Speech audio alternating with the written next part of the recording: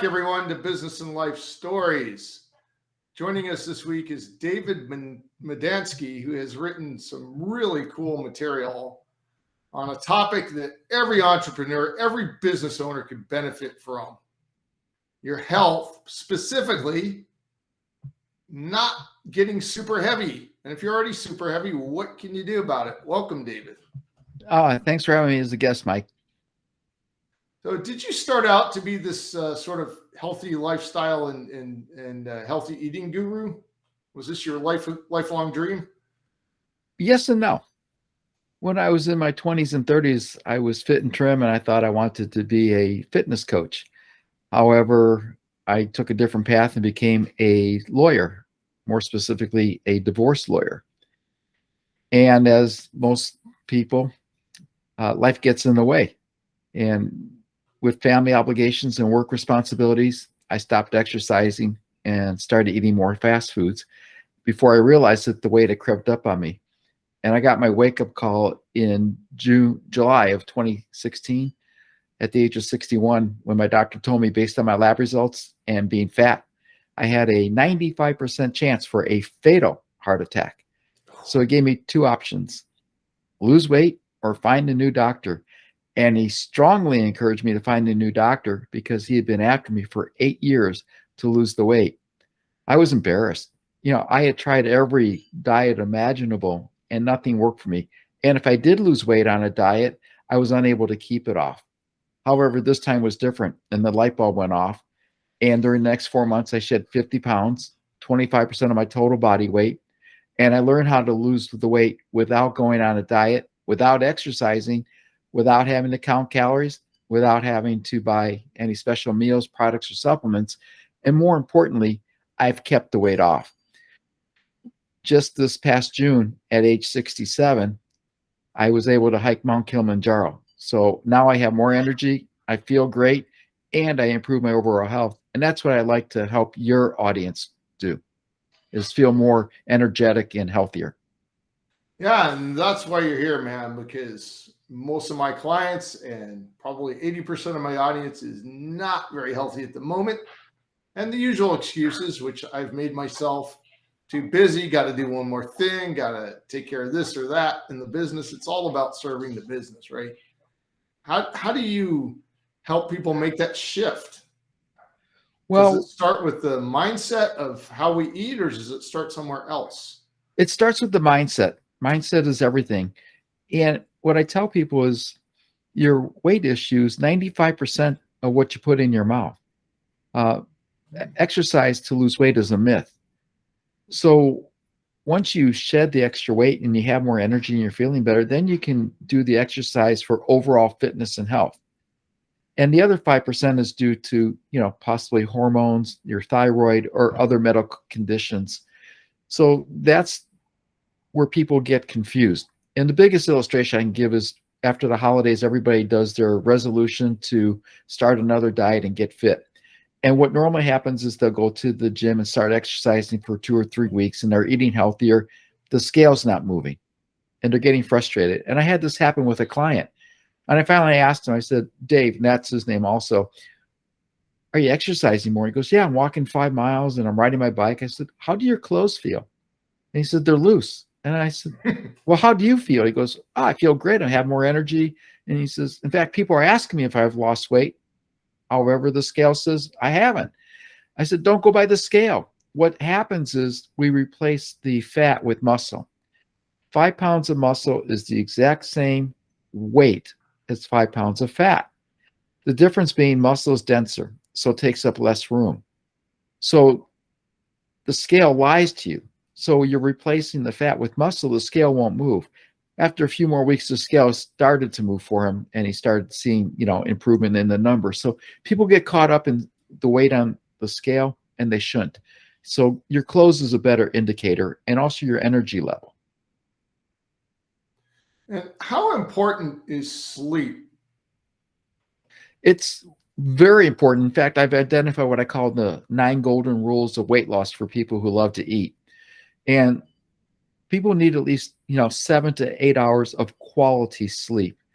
And they've done research. And what they found is a person who's sleep deprived or doesn't get enough adequate sleep, the next day they'll consume an extra 500 calories. Now, if you look at the daily nutritional values on most of the products, nutrition fact panels, it's based on 2,000 calories a day. However, if you're a female, you only need about 1,250 to 1,500 calories, unless you're pregnant or you're doing a lot of physical activity or exercising a lot. If you're a male, you need about 1,750 calories a day. So 2,000 is a little bit more than we actually need. However, the average American consumes 3,600 calories per day.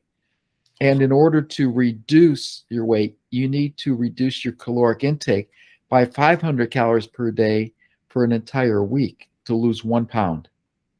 So when you're sleep deprived, it makes it very difficult to cut the calorie intake. And that's another myth too, is people count calories, and not all calories are created equal. And an example I use is a medium apple is about 100 calories. Well, it takes your body 25 calories to digest and process it. It's also loaded with phytonutrients and a lot of nutritional benefits. A Hershey bar has about 125 calories, no nutritional benefit, and takes your body 0 calories to process it. So there's a big difference in the types of calories that are being consumed by people. So I'd like to explore something I'm dealing with, if that's okay. Sure. I have had sleep issues for decades. I'm working out roughly on average 6 days a week. And my weight went down from 310. I've been at 230 now for 25 plus years. Awesome. But I don't know what to do about that sleep issue. And I've looked at all kinds of things. What I've applied are some of the things you already mentioned. I pay attention to not taking in, for my body chemistry of my age, I concentrate on not taking in more than 1,600 calories a day. Just my engineering training brain is saying, well, okay, because I'm already sleep deprived, I'm already going to feel hungrier, which I do. Right. I'm constantly hungry. I'm like Jabba the Hutt hungry. Okay, so let's look into a little bit. Do you have a TV in your bedroom? I have nothing electronic in my bedroom. Okay, well, that's a good start. And is your bedroom dark and cool at night? Dark, yes, not particularly cool. This is Austin, Texas. We're cold 3 weeks of the year. Well, if you can find a way to make it a little cooler in the bedroom, that should help. Okay. Also, I don't know if you watch TV before you go to sleep, but if you can stop watching TV about an hour before, or turn off any electronics, stop looking at the computer or your cell phone if you're checking emails or messages or text messages, that will help. Another thing you can do, and this may sound contradictory to itself, but 1 tablespoon of raw honey will help you sleep better at night. I had no idea. Yeah, that is counterintuitive. You'd think the sugar would be a stimulant. I thought so too, until I met a naturopath that explained to me that the honey has properties that helps people with sleep. So try maybe a tablespoon of honey. You can mix it in, warm water or an herbal tea. Now, for our listeners, you know what it's like starting a business. What are some foods that they should be stocking at the desk or wherever they're at? What are some things that they should be grabbing? How often should they grab them? What are some tips you have? Well, the first thing they should do is have plenty of water. So they should have at least a 64-ounce jug of water, pure water, not the flavored waters, not the enhanced waters, but just regular H2O. When I talk about pure water, I talk about distilled water or spring water if it's from a reputable source. Dasani or water and Aquafina water, they're basically filtered tap water that's made by Pepsi-Cola and Coca-Cola. They're not spring water. So you have to make sure it's reputable. Smart water is very good. Fuji water is very good. Reverse osmosis with a 6-stage filtering is very good. That's what I drank. I had drank distilled water for about 30 years. If you ask one expert, they'll tell you one thing. If you ask another, they'll tell you the opposite. And if you ask a third expert, they'll tell you the first two are both wrong. For example, Paul Bragg, who's the founder of the first health food stores in the United States, he recommends and advocates distilled water. His student, Jack LaLanne, the godfather of fitness, who studied under Paul Bragg, he advocates spring water. So who's right or who's wrong? You know, the teacher's saying one thing and the student's saying another, and they're both experts. And then a good friend of mine, my mentor, Dr. David Freeman, says, no, reverse osmosis is the best way to go. So here you have three experts telling you three different things. So what I tell people is do what you feel is best for your body, your budget, and what tastes good to you. Right, because if it doesn't taste good, who's going to do it consistently? Exactly. And the other thing to have in on hand is a handful of raw nuts. Almonds, walnuts are great. Just a handful. Count out maybe 10 or 12 because a handful is about 100 calories. And if you're taking a couple handfuls, that's 300, 400, 500 calories at a time. So make it a game to eat it slow instead of gulping it down. The other thing is, if you take 5 minutes for breakfast, give yourself 10. And at a minimum, give yourself 30 minutes for lunch and 30 minutes for dinner. David Mark wrote the book, The Slow Down Diet. And that's what he advocates because we're all busy. We all rush. We all eat at our desk or in our cars. So how often have you been doing work at your desk and you look down and the sandwich you had is gone? That's because you're not focusing on the food. It's like, well, where did it go? Or you're maybe watching TV at night and the bag of chips or pretzels or cookies is gone. Well, where did it go? Well, you ate it without realizing it. And so I call that mindless eating. So you need to focus on the food and then slow it down a little bit. If you eat slower, you'll feel fuller, and drink a lot of water, a minimum of 64 ounces or 1/2 of your total body weight. So if you're 200 pounds, 100 ounces of water, unless, again, you're doing a lot of physical activity, you're doing heavy exercise, or you live in a hot climate like we do in Texas and in Phoenix area, then you need to hydrate a little bit more. Oh, we have very high hydration requirements around here, don't we? Yes. Well, it's amazing. When I've had enough water for the day, I feel great. But yeah. What happens is a lot of times when we're dehydrated, we think we're hungry. We're actually thirsty. 75% of the U.S. population is chronically dehydrated. And there's a direct correlation to 72% of the U.S. adult population being overweight, of which 42% are clinically obese. And that's because we're not drinking enough water. Our bodies are 60 to 70% water, not soda, not diet soda, not fruit juices or fruit flavored beverages. And I get into discussions with people who believe that if they have a diet soda with 0 calories, they won't gain weight. That's not true. Diet soda actually causes weight gain. There's 92 known side effects because it has aspartame as the sweetener. And aspartame causes weight gain for 2 reasons. One, it increases your cravings for sweetness. So you may not be getting the calories with the soda, but now you're going to go crave that candy bar, the donut, the cookies, or whatever. And the other thing is it inhibits your body from absorbing vitamins, minerals, and nutrients. So now your body's in starvation mode and it's fighting like heck for survival because you're not giving it the right fuel to keep the weight on. So that's 2 reasons why a diet soda with 0 calories will cause weight gain. Now, I'm guessing this is because and I had never been a fan of aspartame ever since I first looked at that molecule. I was like, how is this good for you?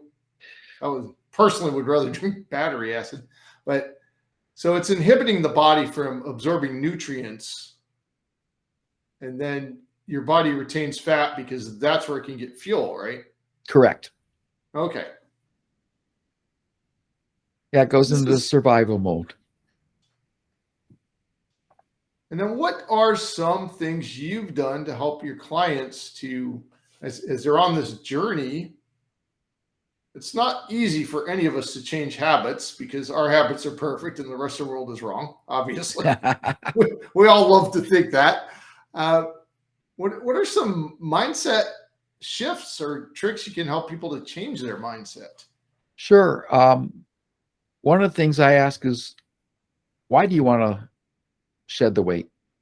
Hmm. Is it, for an upcoming event so you can look good, like a high school class reunion or a wedding or a special event, an anniversary? Uh, your why is very important. If you're not going to lose the weight for yourself, think about your spouse, think about your kids. If you're a business owner, think about your employees. What would happen to your employees if something happened to you as a business owner? If you work for someone, what would happen to your employer if something happened to you if you're an essential employee that they need you? So if you're not going to think about yourself, think about how it's going to affect others. Uh, One thing I threaten people with, some may find it funny, some may not, is sometimes I'll have a wife come and says her husband's fighting to not reduce the weight. And I said, just Hmm. take out extra life insurance on him. And they'll say, well, why? I said, well, then you can tell your husband that with the extra life insurance, when he passes away, that you're going to enjoy it with the next man. Usually that gets the husband motivated to do something. Sounds like something I heard from my drill sergeant many years ago. After being But told not to do something, he said, "Sure, go ahead and do it. I'm taking pictures." yeah, exactly. It's just one of those things is, why are you doing so? I mean, like I said, I procrastinated 8 years. I made every excuse possible. I'll start on Monday after the holidays, after our vacation, after we go to dinner at our favorite restaurant with our friends. It was always one excuse after the other until the doctor says, you got a 95% chance for a fatal heart attack. Uh, that got me moving in the right direction. I knew what to do. I have the books from the 70s by Paul and Patricia Bragg, Jack LaLanne, William Duffy, who wrote Sugar Blues, Richard Simmons. And I was doing all of that when I was younger. I started rereading those books, and then I learned they were teaching basics. Drink more water, eat slower, eat more whole foods, avoid processed foods and manufactured foods. And for the audience, manufactured foods are made in a laboratory by a person in a lab coat. They're not made by nature. So those Doritos you're eating, those chips you're eating, especially Pringles, which I'm addicted to, are not made by nature. It's a process. And there's a lot of chemicals in them. And our food is scientifically engineered to be addicting. Mhm. It's called the bliss point, and it's a term coined by Howard Moskowitz.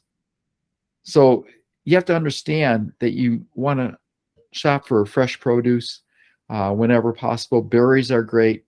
Cherries, when they're in season, are great. Cherries are great finger food because you have to eat them slow because of the pits, and Mhm. they're low glycemic. So it takes your body longer to process the sugar in it, which is a natural sugar. So So, there's, little things like that. And so the other thing is, when I talk to a business owner, I usually explain to them, because I know from personal experience, when we're younger, we'll sacrifice our health in pursuit of our wealth. However, as we get older, we're sacrificing our wealth in pursuit of health. So you got to find that balance in there and take time so that you can enjoy the money that you're earning. Otherwise, what good is it? I'm really glad you brought that up. So many people I run into every week are just too focused on making the business quote successful. It's like, but they're not enjoying it. So, has it been your observation that most folks don't really enjoy life if they're not feeling good? Oh, absolutely. Especially if you're tired, then you start reaching for the energy drinks. And then that's bad for you. You don't really want that stuff. It's loaded with chemicals and the caffeine. Um, I recommend black coffee. I do drink coffee. I enjoy it. I drink it black. I limit myself to 2 cups a day, usually 1 cup. Herbal teas are great if they're unsweetened. Sometimes you can use raw honey to sweeten it. Uh, Little ground cinnamon is great as a sweetener. It is also a metabolism booster. So it works twofold for you. The problem is that, I have colleagues that will drink 5, 6, 7 cups of coffee a day. It's not so much the coffee, it's the sugar they put in, the cream they put in, the Mm. artificial creamers, the flavors. A Starbucks foo drink, what I call, has Yeah, me about too. 60 to 70 grams of sugar. Well, as a male, you only need about 25 to 30 grams of sugar per day. So one Starbucks has more than almost double of the sugar that you need as a requirement for your daily intake. And some people are having 2 or 3 of those a day. Again, it's unhealthy. Drink more water. That's what I advocate. Drink more water, eat whole foods. Um, if you're gonna, go to sleep at 10 o'clock at night, stop eating about 3 hours before. If you're working different shifts, stop eating about 3 hours before you go to bed, and then go about 12 to 14 hours before you have your first meal. And that's what an intermittent fast is. It gives your body to Mm. digest and process the food. A lot of people say, well, I wake up hungry. Well, that's because you're thirsty. So the first thing you should do is drink at least 8 ounces of water. First thing I do in the morning is drink 20 ounces of water. I gulp it down, then have a cup of black coffee, and you're rehydrating. And then it makes you fuller. So now you're not hungry or not as hungry. That's one of the principles I hit upon just by accident. For my size at 230 pounds and 6'6", it's roughly 30 ounces of water. Not gulp for me. That's a lot to gulp. Yeah. Drink a little more slowly. But then I do that before breakfast and I don't eat as much. Exactly. And that's what I advocate for my clients. I tell them, look, have 16 to 20 ounces of water before breakfast, have at least 16 ounces of water mid-morning, have a couple glasses of water with your lunch if you're going to have lunch, have 16 ounces of water mid-afternoon, and then 16 ounces or 2 glasses with your dinner. Well, if you do that, you're hydrating throughout the day and you're getting enough water. What happens a lot of times is people forget to drink water in the morning, and then they attempt to drink more water in the afternoon and the evening to catch up. And then what that does, it causes them to go to the bathroom and pee more throughout the night. So now it disturbs their sleep. So usually I won't drink, after 7 or 8 o'clock at night. So I give my body time to, process it and not have to get up in the middle of the night. So that's one tip I think I'm hearing from you. I want to make sure I have this right. If on any given day we haven't had enough water for that day, unless we're super thirsty, don't try to catch up. Just get it in earlier the next day. Correct. Try to catch up too much at once. We're going to be up too late, too many times during the night. Exactly. And that's a really good tip. If people are suffering from headaches and migraines and they're drinking soda or diet soda, once they start switching to water and get off the soda and diet soda, they'll start noticing the headaches will go away. Nice. So that will help. It also helps reduce stress. It gives your body, a chance to recover. And when you're sleeping better, then you have more mental clarity. You don't get that brain fog, mid-afternoon. Now, I want to shift for a second. What business lessons could you share with folks? You've done the book, you've got the website, you got the coaching program. I met you on a online webinar, and you're almost becoming omnipresent in the internet, which is incredibly cool. How are you standing out from this crowd of, everybody and their grandmother has a diet book. There's even some really rotund people out there publishing eating books. So how are you standing out? Well, what I advocate is if you want to lose weight, never go on a diet. Instead, change your diet. And the other thing I advocate is if you eat, for your health, your weight loss journey will take care of itself. So that's, my next book coming out is called Stop Dieting, Start Thinning. And it talks about the 9 golden rules. And again, it's all simple things. We all know what to do. We just don't do it.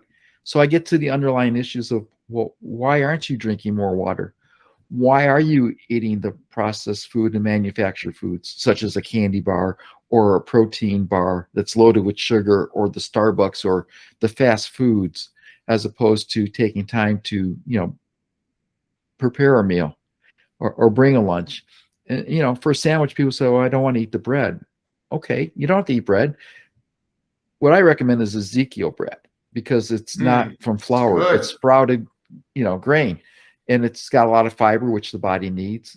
95% of the US population is deficient in fiber.